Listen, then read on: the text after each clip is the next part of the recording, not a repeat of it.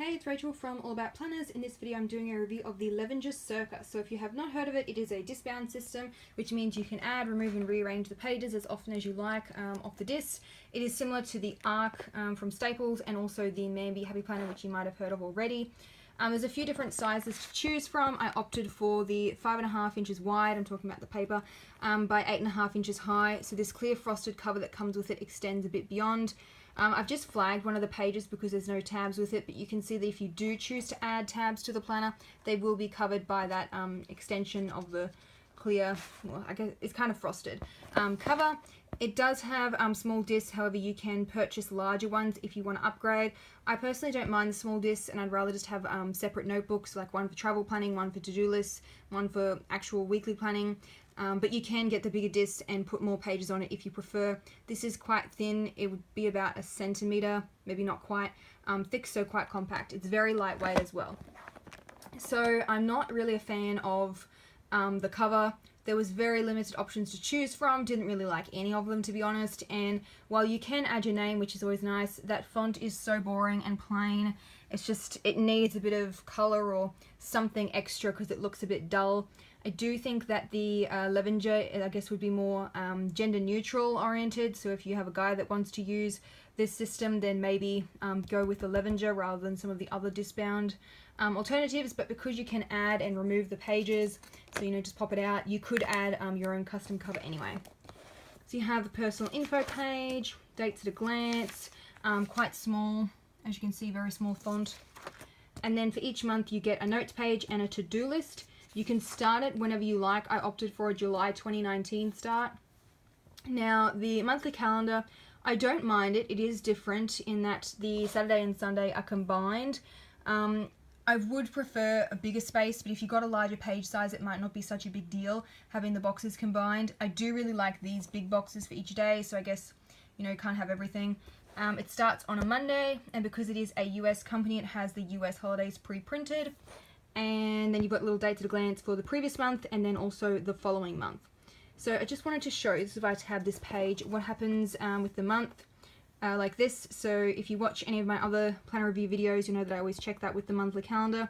So instead of just restarting the numbering on the top row, they've done that weird thing where they split the box in two. So again, you get like no space to plan.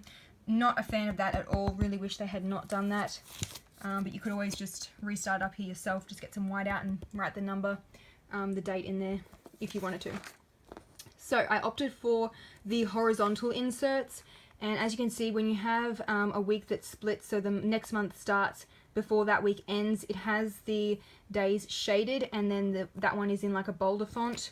And if I go back a month to the end of August, you'll see it has those dates again, and that one's shaded. So you kind of get a duplicate week, similar to what the Plum Paper Planner does. Doesn't really bother me because, I mean, you can get some extra notes pages if you wanted to, but you can't really tear one of the weeks out because it does have stuff printed on the back. So I would add another insert, maybe like glue it over the top, glue a list or something like that.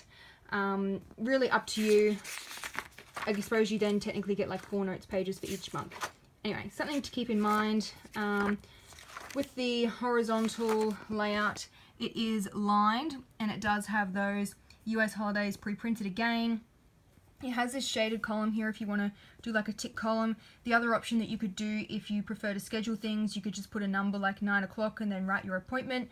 You could draw a line in half and have your appointments on this side and then your list over there, or vice versa, or whatever you wanted to do.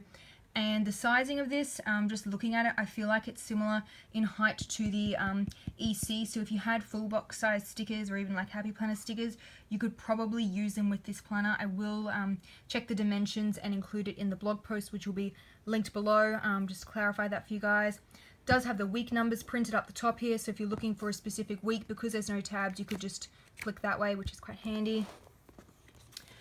So at the end of each month, I think I already showed you where it's got the notes and then that to do. And then if I skip to the back of the notebook, I will be doing a pen test as well. The link will be in that description box below to the blog post, which will also have that dimensions I was talking about. Okay, so at the back here we have a couple of extra pages. I just find where they start. So You have a birthdays and anniversaries page, very simple layout. If you didn't want to use it for that purpose, you could just put some washi tape over the top or put like a label sticker or whatever else you wanted to put and turn it into like an annual planning pages if you wanted to. Some notes pages.